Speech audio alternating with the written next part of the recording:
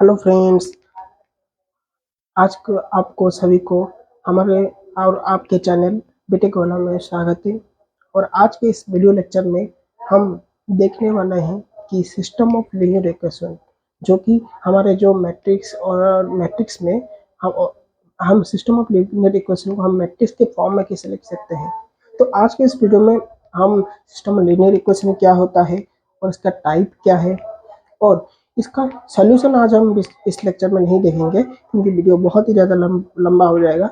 इसलिए इस सॉल्यूशन हम देखेंगे इस वीडियो में कि इसके सॉल्यूशन कितने प्रकार के हो सकते हैं, कौन कौन से टाइप का सॉल्यूशन हो सकते हैं। ट्राइवल्स हो सकते हैं कि नॉन ट्राइवल हो सकते हैं, कि इसका जो गिवन होगा आपको सिस्टम ऑफ लीनियर इक्वेशन, उसका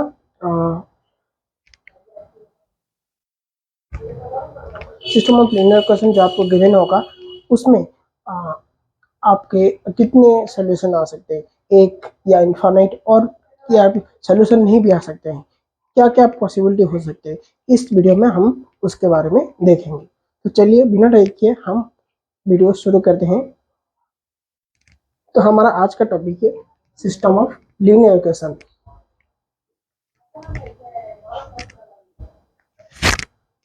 जिसको कि हम एसएलईवी शॉर्ट फॉर्म में लिखते हैं।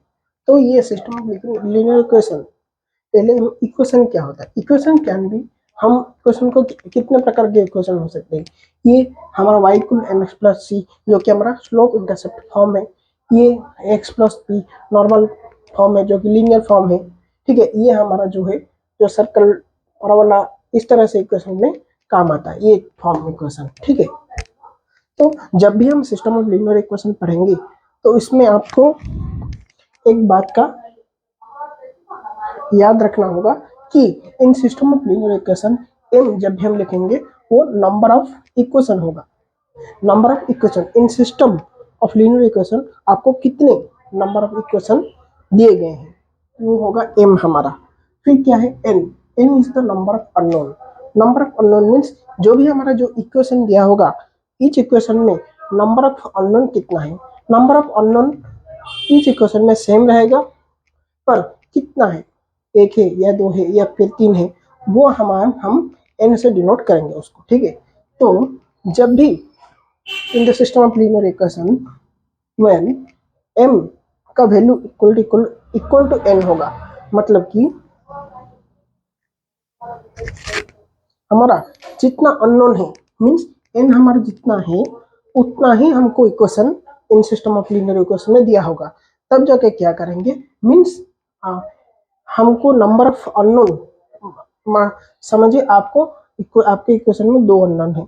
सपोज ये आपका इक्वेशन है 2x plus 3y equal to 0 है, और एक हमारा है 3y plus 10x equal to 0। Suppose ये जो आपको इक्वेशन दिए गए, यहाँ पर नंबर ऑफ इक्वेशन कितना है, m कितना है, यहाँ पे m है, यहाँ में 2 है, और n कितना है, यहाँ पे देखो, यहाँ पे हमारा x and y two unknowns है यहाँ पे। तो number of equation equal to number of unknown है। जितना भी हमको अननोन दिया होगा, यदि उतना नंबर ऑफ इक्वेशन नहीं दिया होगा तो हम उसका रूट नहीं फाइंड कर सकते, तो अननोन का वैल्यू फाइंड नहीं कर सकते।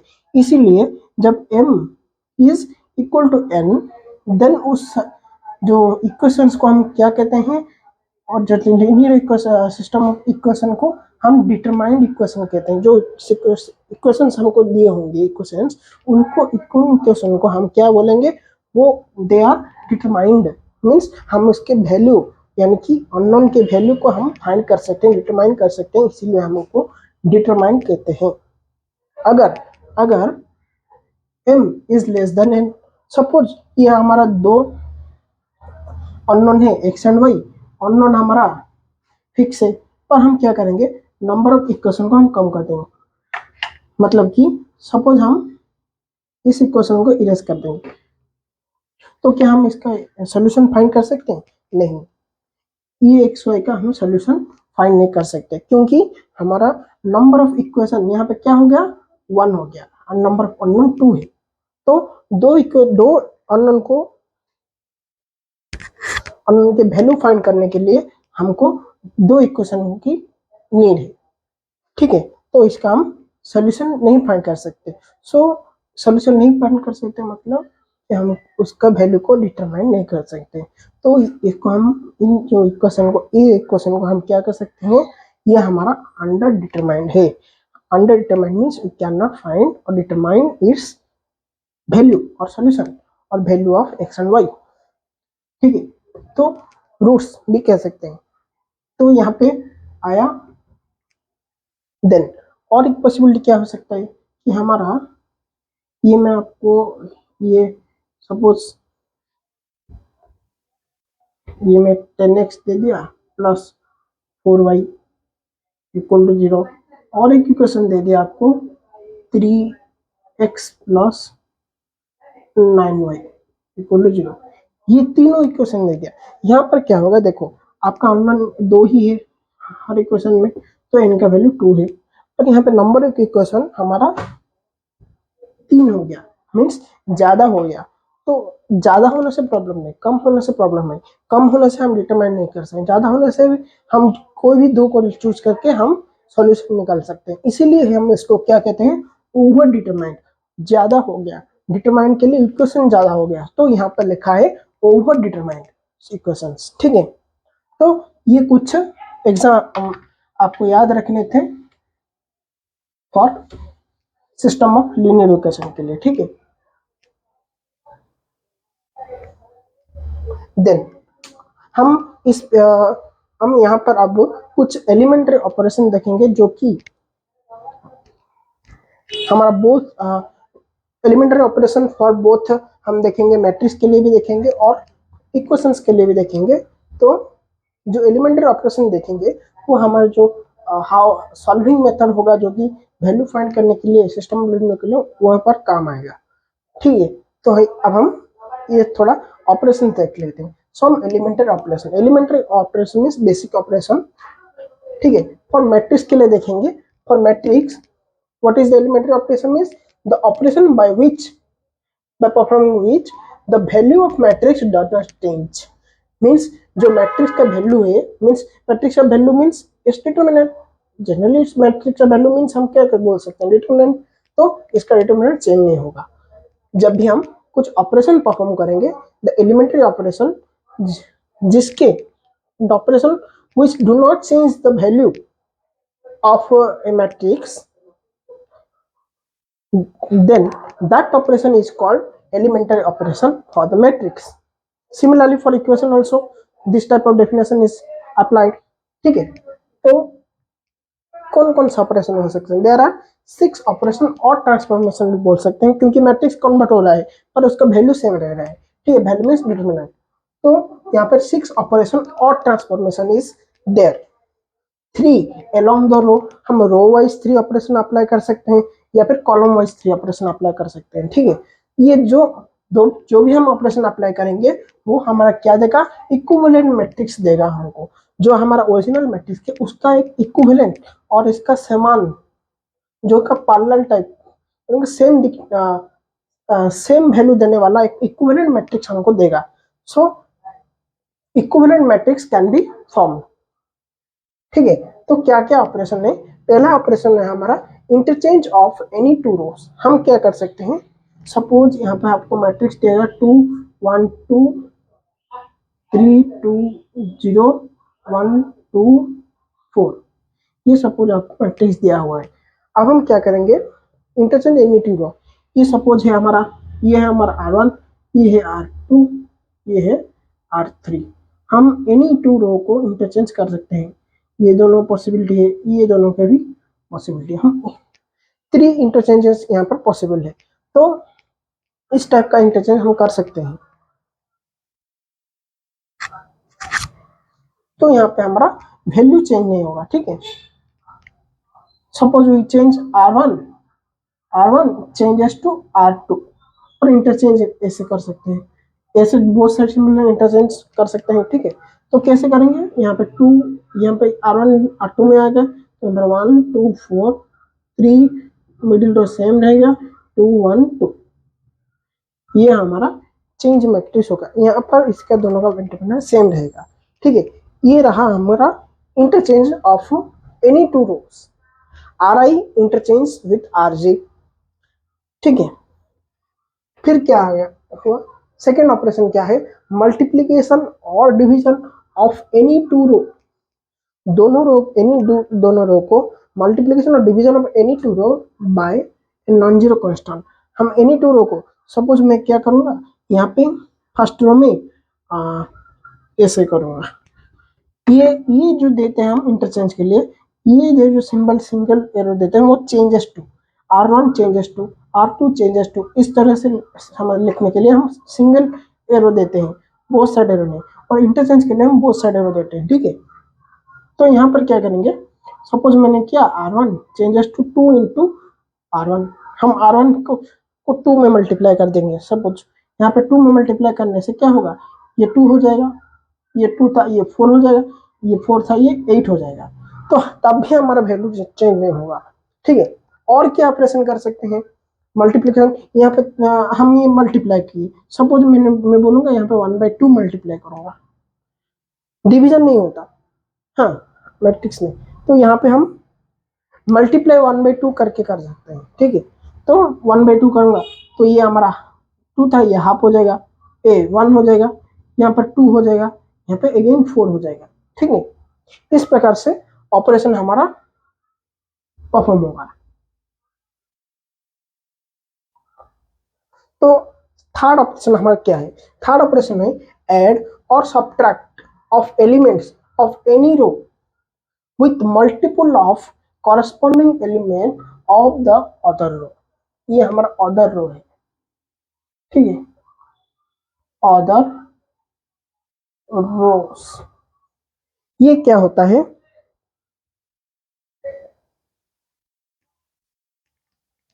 ये देखो, ऐड और subtract of elements of any row, suppose हम एक रो लेते हैं आर आई, सपोज हम एक रो लेते हैं आर आई, 8 नंबर रो लेते हैं, सपोज हम ऐड और subtract of element of any row, इस जो रो के एलिमेंट को हम ऐड एलिमेंट में हम ऐड या सब्ट्रैक्ट कर सकते हैं with multiple of corresponding element, with multiple add और सब्ट्रैक्ट कर सकते हैं। देखिए ये पहला स्टेटमेंट में क्या है, add and subtract of elements of any row, ये एनी रो है, इसमें से हम ऐड या सब्ट्रैक्ट कर सकते हैं, मींस प्लस और minus, add and subtract of any of element of any row, ये एनी रो के एलिमेंट में हम ऐड या सब्ट्रैक्ट कर सकते हैं विथ मल्टीपल ऑफ, मल्टीपल के, सपोज के कांस्टेंट मल्टीपल क्या करें हैं हम, multiple of corresponding element, mean जो मन समझ लो ये दो एलिमेंट मैट्रिक्स के, हम क्या करेंगे, ये वाले सपोज रो में बोला है ना, तो सपोज ये एक मैट्रिक्स है हमारा, ये R1 मैट्रिक्स के कॉरेस्पॉन्डिंग एलिमेंट है, R1 रो के कॉरेस्पॉन्डिंग एलिमेंट R3 रो में क्या है 2 है, तो कॉरेस्पॉन्डिंग एलिमेंट, इसलिए मैंने यहाँ पे कॉरेस्पॉन्डिंग एलिमेंट लिखा हूँ, ठीक है, corresponding element of other row, suppose we take RJ,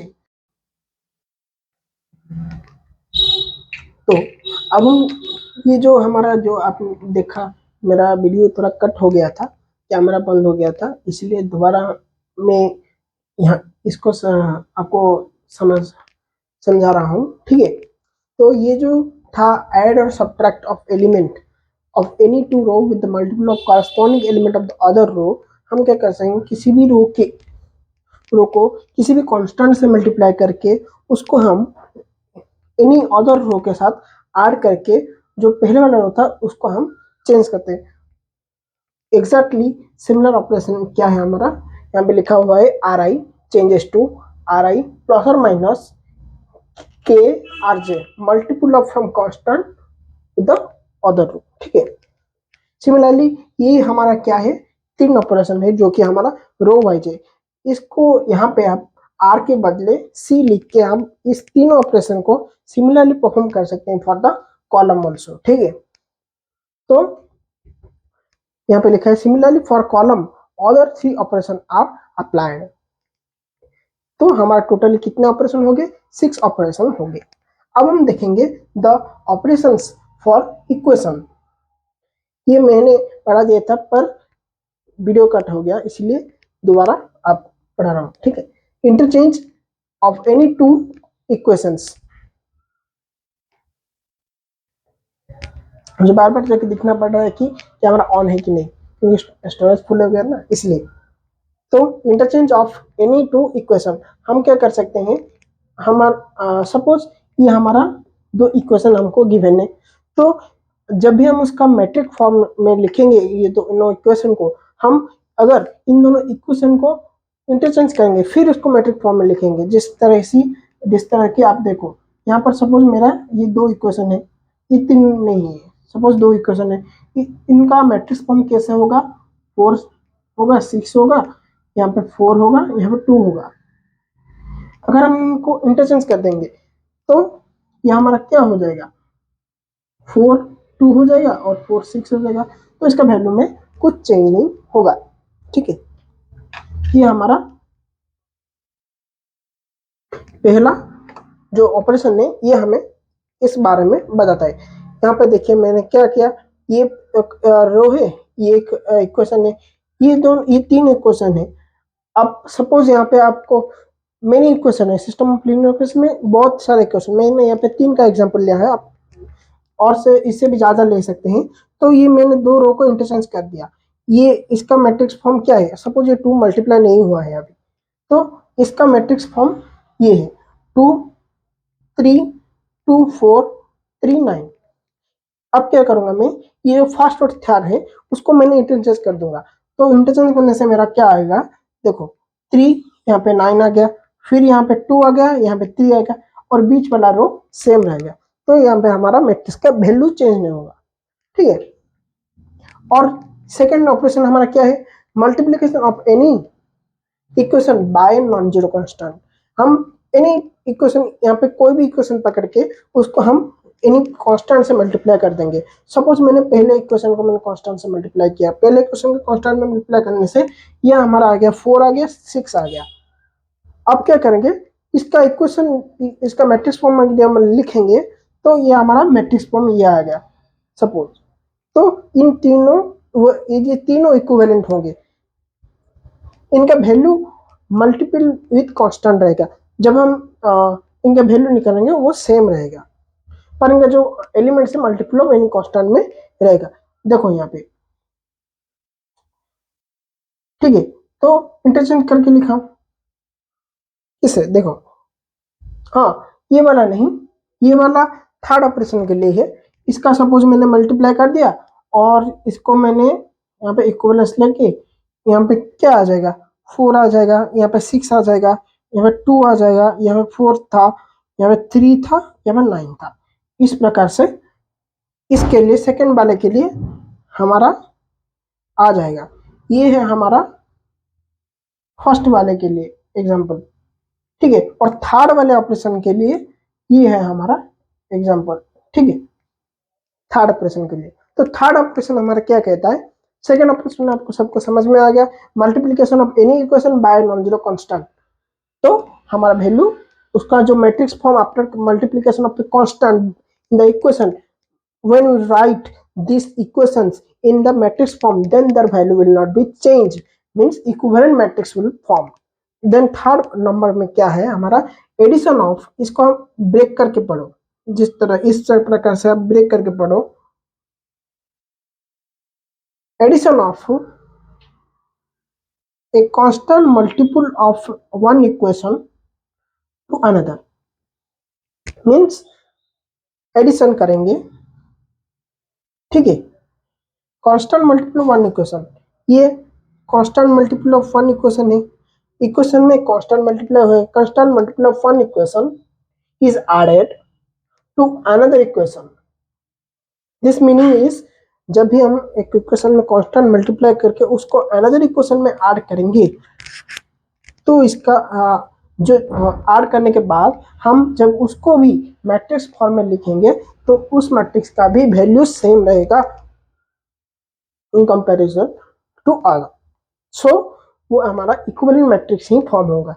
जिस तरह से आप देखिए, इसका एग्जांपल ये, सपोज मैंने 2 में मल्टीप्लाई किया तो हमारा 4 6 हो गया, जब ये वाले फर्स्ट इक्वेशन में थर्ड इक्वेशन में ऐड करूंगा तो हमारा वैल्यू क्या आ जाएगा, 4 + 3 7 आ गया, 3 ये 6 है, ये 9 है, तो 15 आ गया।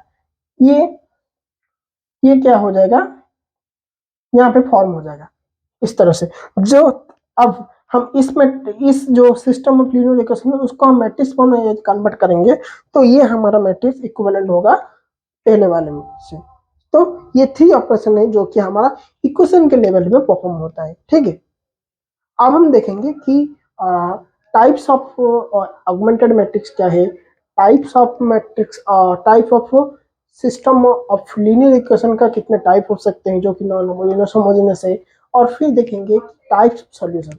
सॉल्यूशन हमारा सॉल्यूशन जो आएगा सिस्टम ऑफ लीनियर इक्वेशन उसका टाइप क्या हो सकता है, ट्राइवल है, नॉन ट्राइवल है, कि इक्वेशन एक सॉल्यूशन, इक्वेशन का एक सॉल्यूशन आ रहा है सिस्टम ऑफ इक्वेशन का, या फिर 2 आ रहा है, या फिर एक से एक आ रहा है, या एक से ज्यादा आ रहा है, या इन्फिनिटी आ रहा है, ये हम देखेंगे। ओके फ्रेंड्स, अब हम देखेंगे कि ऑगमेंटेड मैट्रिक्स क्या होता है। ऑगमेंटेड मैट्रिक्स इसका मतलब क्या है कि हम किसी भी एक सिस्टम ऑफ लीनियर इक्वेशन में हमको गिवन होगा उसका हम एक मैट्रिक्स के फॉर्म में लिखेंगे जिसको हम की ऑगमेंटेड मैट्रिक्स बोलते हैं, ठीक है।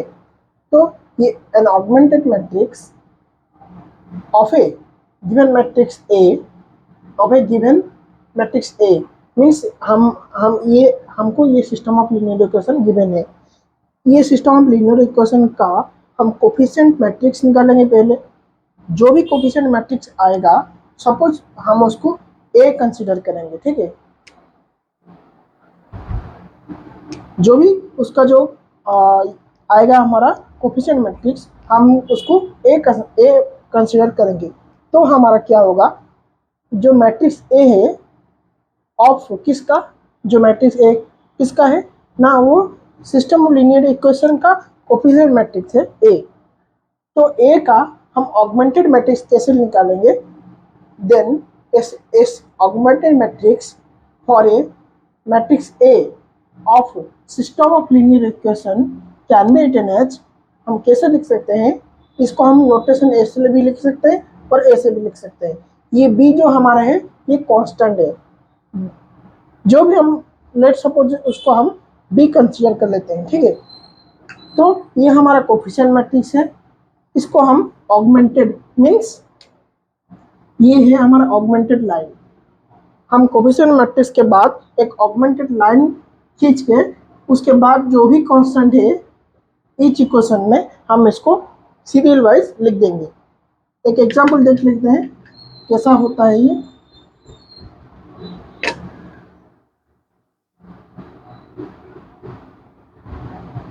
लेट ये हमारा suppose 2x + 3y is equal to 0, 0 नहीं, सपोज यहाँ पर है 1, और एक मैट्रिक्स और एक इक्वेशन है हमारा 3x 7y is equal to 4।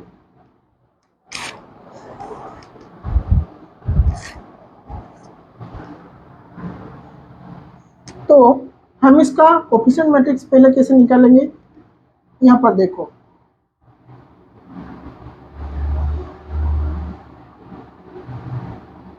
Suppose ये हमारा कुछ है, यहाँ पर 2 अननोन है, 2 सॉल्यूशंस है, एक 2 इक्वेशंस 2 अननोन्स, ठीक है। तो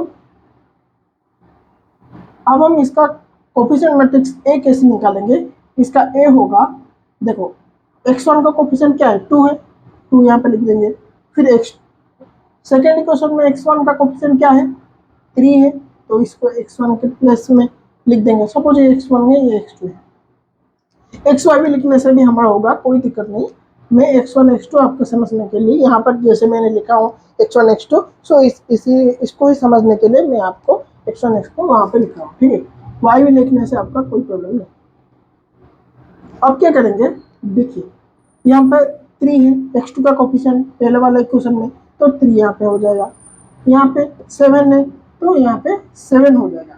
ये तो हमारा हो गया नॉर्मल कोफिशिएंट में हमारा coefficient matrix of system of linear equation. But इसका ऑगमेंटेड मैट्रिक्स क्या होगा, ऑगमेंटेड मैट्रिक्स के लिए हमको ये वाला यहाँ पे एक ऑगमेंटेड लाइन खींचना होगा। देखिए इक्वल टू के बाद जो भी कांस्टेंट है, जो भी रह रहा है कांस्टेंट, उसको हम कोएफिशिएंट मैट्रिक्स के बगल में लिखेंगे। कैसे? यहाँ पे 7 है फर्स्ट वाले इक्वेशन में और यहाँ पे 4 है, तो यह हमारा ऑगमेंटेड मैट्रिक्स रेडी होके आ गया है। ये जो कांस्टेंट है ये हमें शो क्या करेगा? ये हमें शो करेगा कि जो रिलेशन आएगा, जो भी हम ऑपरेशन परफॉर्म करेंगे, किस तरह से ऑपरेशन परफॉर्म हुआ वो हमें शो करेगा। ठीक है, तो हम पहले अगले वीडियो में हम इसको एग्जाम्पल के साथ, और भी मेथड है जो कि गॉस एलिमिनेशन मेथड, उसमें हम इसका यूज देखेंगे। ठीक है,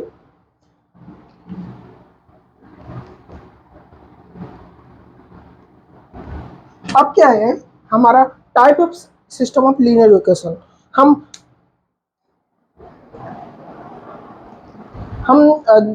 जनरली इक्वेशन, हम एक भी इक्वेशन हम अगेन लिखेंगे तो उसमें दो प्रकार के हो सकते हैं, homogeneous and non homogeneous. Similarly in the system of linear equation also we have the two type of equations, two type of system of equations. Example, one is homogeneous, another is non homogeneous. तो पहले हम homogeneous देखेंगे। homogeneous क्या होता है? homogeneous system of linear equation और only equation, not system of linear equation।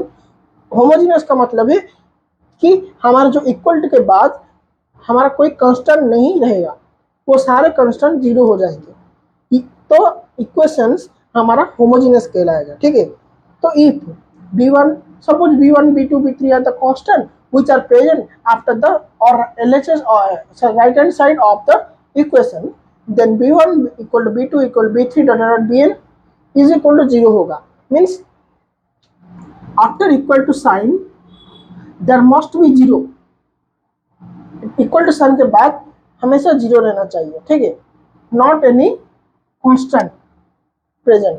तो हमारा जो एक सिस्टम ऑफ लीनियर इक्वेशन है उसको हम homogeneous system of linear equation बोलेंगे। And non homogeneous system of linear equation, non homogeneous system of linear equation क्या कहता है कि हमारा जो b1 b2 b3 कांस्टेंट है वो इक्वल टू 0 नहीं होंगे, नॉट इक्वल टू 0 मीन्स वो कुछ ना कुछ वैल्यू प्रेजेंट होगा राइट हैंड साइड में, तो वो system of linear equation is called a non homogeneous system of linear equation. Means right hand side homogeneous नहीं है। राइट हैंड साइड होमोजेनियस रहेगा, राइट हैंड साइड सेम रहेगा तो हमारा होमोजेनियस रहेगा। राइट हैंड साइड सेम नहीं रहेगा, कुछ कांस्टेंट डिफरेंट कांस्टेंट पे वेरी करेगा, तो वो हमारा नॉन होमोजेनियस हो जाएगा। ठीक है,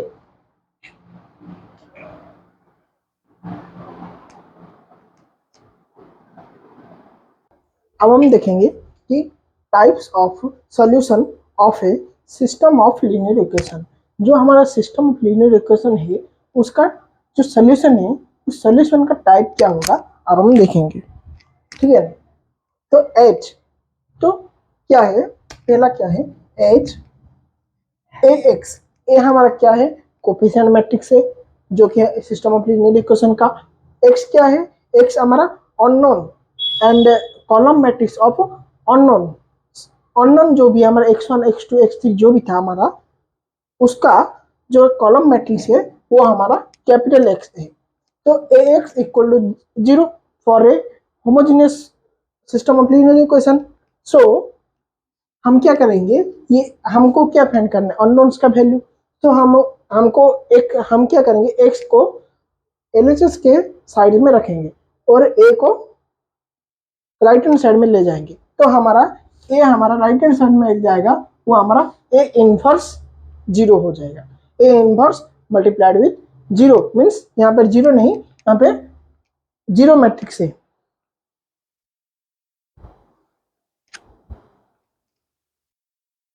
ठीक है ना, यहाँ पे ये 0 मैट्रिक्स है। तो अब हम जानते हैं कि inverse of A matrix by determinant method में क्या है, adjoint of A upon determinant of A. तो यहाँ पे 0 मल्टीप्लाई होके था पहले, तो मल्टीप्लाइड विथ 0 मैट्रिक्स। ठीक है, so we can get two type of solutions, one is trivial and non trivial. हम क्या करेंगे, यदि m को हम number of linear equation in the system of SLE, means जो हमारा एसएलई था, एम हम कितना इक्वेशन हम उस एसएलई में दिया है उसको हम एम कंसिडर करेंगे, और नंबर ऑफ अननोन्स कितना है उसको हम एन यदि कंसिडर करेंगे, तो हमारा कंडीशंस क्या क्या रहेंगे, तो डिफरेंट डिफरेंट सॉल्यूशन पाने के लिए। तो पहला है हमारा every homogeneous system has one trivial solution. Every homogeneous system of linear equation जो भी हमको दिया रहेगा तो उसका एक ट्राइवल सॉल्यूशन रहेगा। मीन्स x1 x2 x3 सब जीरो होगा, ठीक है।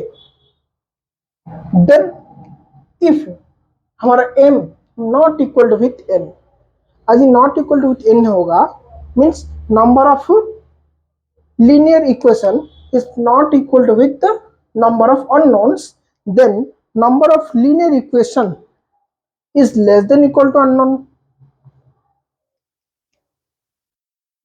यदि ये कंडीशन सेटिस्फाई कर रहा है and number of linear equation is not less than equal to the less than the number of unknowns,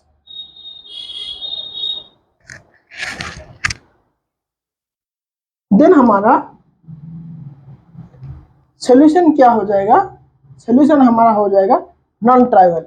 again if m is equal to with n means number of unknown is equal to with number of linear equation, then हम check करेंगे, rank check करेंगे, rank निकालेंगे। कौन किसका rank, वो हमारा A का coefficient matrix का रैंक निकालेंगे। देन चेक करेंगे rank is equal to is less than with the number of unknowns, आ रहा है कि नहीं। यदि आ रहा है तो हमारा ये हो जाएगा नॉन ट्राइवल, ठीक है। देन अनदर वे क्या है, हम डिटरमिनेंट निकालेंगे, डिटरमिनेंट ऑफ ए निकालेंगे। डिटरमिनेंट ऑफ ए ये हमारा ज्यादा यूज होगा, ये वाला मेथड हम ट्राइवल नॉन ट्राइवल फाइंड करने में हम ये वाला मेथड ही यूज करेंगे, ये तीनों नहीं। इसका तो ये पहला पॉइंट तो हमेशा याद रखना, ये जो दूसरा पॉइंट है हमेशा ये दिए हमको मिलेगा, जनरली मैं बात बोल रहा हूँ, और इसका भी हम ये मेथड फॉलो करेंगे, ठीक है। डिटरमिनेंट फाइंड करने का for non trivial and trivial, consistent non consistent उसका मैं बताऊंगा आगे, पर ये है हमारा नॉन ट्राइवल ट्राइवल के लिए हम डिटरमिनेंट मेथड यूज करेंगे, ठीक है। डिटरमिनेंट ऑफ ए जो कोफिशिएंट मैट्रिक्स है उसका हम डिटरमिनेंट निकालेंगे। देन क्या करेंगे,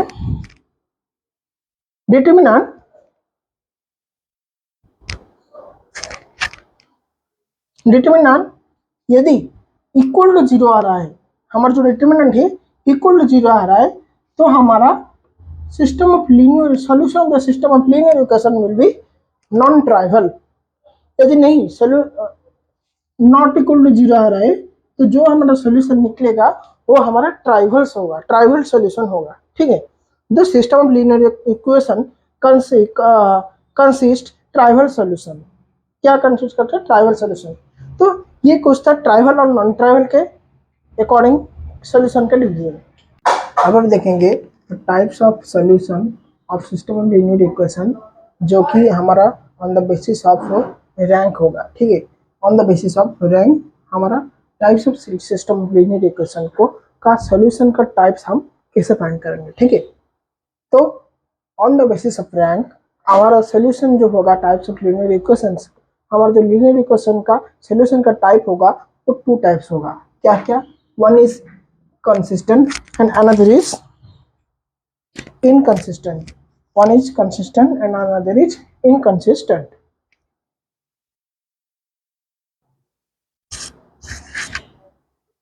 तो हमारा कंसिस्टेंट हमारा जो सॉल्यूशन होगा वो कब कंसिस्टेंट होगा, the solution of SLE is exist. यदि हमारा जो सॉल्यूशन होगा, अगर हमारा जो सॉल्यूशन जो सिस्टम ऑफ लीनियर इक्वेशन का सॉल्यूशन यदि कंसिस्टेंट होगा तो हमारा the solution of system equation exist करेगा। हमारा जो इक्वेशन यदि कांस्टेंट होगा तो उसका सॉल्यूशन एग्जिस्ट करेगा, ठीक है। इसका मतलब क्या है, कंसिस्टेंट एंड इनकंसिस्टेंट। कंसिस्टेंट हमारा जो सिस्टम ऑफ लीनियर इक्वेशन जो इक्वेशन हमको गिवन होंगे वो consistent system of linear equation होंगे तो उसका सॉल्यूशन एग्जिस्ट करेगा। अगर वो इनकंसिस्टेंट रहेंगे तो system of linear equation have no solution, तो सोल्यूशन हमारा एग्जिस्ट नहीं होगा। किसका? Inconsistent system of linear equation का सोल्यूशन एग्जिस्ट नहीं करेगा और consistent system of linear equation का सोल्यूशन एग्जिस्ट करेगा। तो यदि सोल्यूशन एग्जिस्ट कर रहा है तो उस सोल्यूशन का कितना सोल्यूशन होगा, एक सोल्यूशन, दो सोल्यूशन या इनफिनिट सोल्यूशन, कितना सोल्यूशन होगा, तो उसको भी डिटरमाइन करने के लिए और दो टाइप्स हैं। उसके पहले वो कब कंसिस्टेंट होगा, कंसिस्टेंट को चेक करने के लिए कंडीशन क्या है हमारा, ना हम जो कोफिशिएंट मैट्रिक्स हमको एक system of linear equation given होगा उसका हम कोफिशिएंट्स, ईच अननोन का कोफिशिएंट को हम एक मैट्रिक्स के फॉर्म में रिप्रेजेंट करेंगे जिसको हम क्या बोलते हैं ना, कोफिशिएंट मैट्रिक्स हम बोलते हैं। After the finding the coefficient of matrix हम क्या करेंगे, वो कोफिशिएंट ऑफ मैट्रिक्स का हम रैंक फाइंड करेंगे। रैंक हम किसी भी मेथड से फाइंड कर सकते हैं, ठीक है ना। रैंक फाइंड करने के बाद हम क्या करेंगे, वो जो कोफिशिएंट मैट्रिक्स होगा उसका हम फर्स्ट हम ऑगमेंटेड फॉर्म में उस कोफिशिएंट मैट्रिक्स को लिखेंगे, ठीक है। उसके बाद हम उसका रैंक फाइंड करेंगे, किसी भी मेथड से कर सकते हैं हम उसका रैंक फाइंड, ठीक है। तब जाके हम चेक करेंगे कि कोफिशिएंट रैंक कुछ इस प्रकार से आएगा, यहाँ पे नॉट कोफिशिएंट मैट्रिक्स होगा, यहाँ पे उसका ऑगमेंटेड पार्ट रहेगा। तो rank of the matrix A, coefficient matrix A is equal to the rank of the augmented matrix. ये टोटल मैट्रिक्स हमारा क्या है, ऑगमेंटेड मैट्रिक्स है। ये क्या है हमारा कोफिशिएंट मैट्रिक्स। तो ये मैट्रिक्स का हमारा जो रैंक होगा, यदि ये रैंक हमारा ये टोटल मैट्रिक्स का रैंक यानी ऑगमेंटेड मैट्रिक्स का रैंक के साथ यदि इक्वल होगा तभी जाके हमारा क्या सॉल्यूशन एग्जिस्ट करेगा, किसका, system of linear equation. And the system of linear equation are called consistent system of linear equation, ठीक है।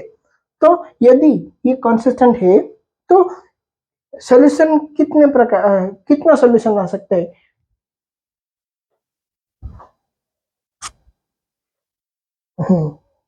तो सॉल्यूशन हमारा यूनिक हो सकता है या फिर इनफाइनाइट हो सकता है, ठीक है। तो यूनिक होने के लिए means each unknown has single solution of system of linear equation, मतलब कि ईच अननोन का x1 x2 x3 का एक सिंगल सॉल्यूशन आएगा, ठीक है, मल्टीपल सॉल्यूशन नहीं आएगा। And infinitely many solution means each unknown का हमारा इनफाइनाइटली सॉल्यूशन आएगा, मतलब कि एज रूट्स मींस x1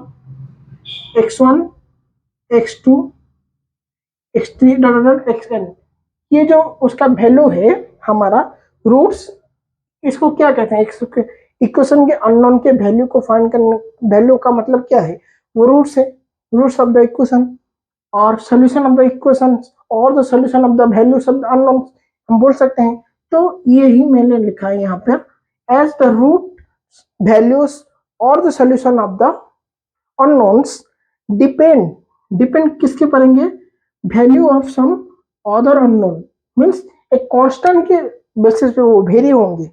तो सॉल्यूशन हमारा एक कांस्टेंट के बेसिस पे, जो अननोन कांस्टेंट है उसके बेसिस पे वेरी होगा। सो हमारा इनफाइनाइटली मेनी सॉल्यूशन आएगा। इसका कंडीशन क्या है और इसका कंडीशन क्या है अब हम देखेंगे। तो यूनिक सॉल्यूशन होने का कंडीशन क्या है, ये तो है कंसिस्टेंट के होने के बाद हम चेक करेंगे ये कंडीशन, ये दोनों कंडीशन, इसमें जो सेटिस्फाई करेगा उसको हम बोलेंगे the system of linear equation has, suppose हमारा यूनिक का कंडीशन सेटिस्फाई कर रहा है। यूनिक का कंडीशन क्या है, let rank of matrix A is equal to rank of augmented matrix, means ये मैंने टोटल ये कंसिस्टेंट को मिला के लिख दिया है यहाँ पे, ठीक है। तो ये हमारा तो कंसिस्टेंट का कंडीशन है ये वाला। फिर उसके साथ क्या होगा ना, इक्वल टू अननोन होगा, जो भी रैंक आएगा ऑफ कोफिशिएंट मैट्रिक्स का रैंक एंड ऑगमेंटेड मैट्रिक्स का रैंक, वो इक्वल टू क्या होगा, अननोन्स के नंबर ऑफ अननोन्स के इक्वल होगा, जो जिसको हम n से डिनोट किए थे पहले वाले में। तो then our solutions, then our system of linear equation has unique consistent solution, ठीक है, unique and consistent solution. If हमारा कंडीशन, ये तो कंसिस्टेंट का कंडीशन फिर से अगर हमारा जो रैंक है लेस देन आया किससे, नंबर ऑफ अननोन से, देन हमारा क्या हो जाएगा, system of linear equation, the consistent system of linear equation has infinitely many solution.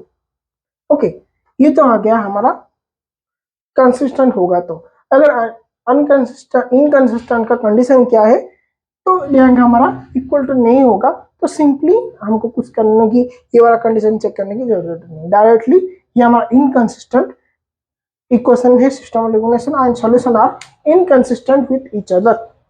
ठीक है, ये रहा हमारा सॉल्यूशन, टाइप ऑफ सॉल्यूशंस।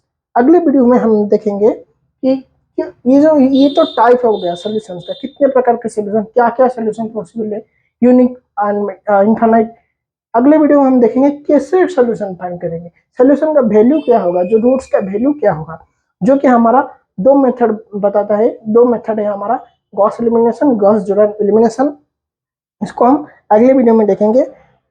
यदि आपको वीडियो अच्छा लगा, वीडियो को लाइक एंड चैनल को सब्सक्राइब करना देता हूँ। जय हिंद, जय भारत।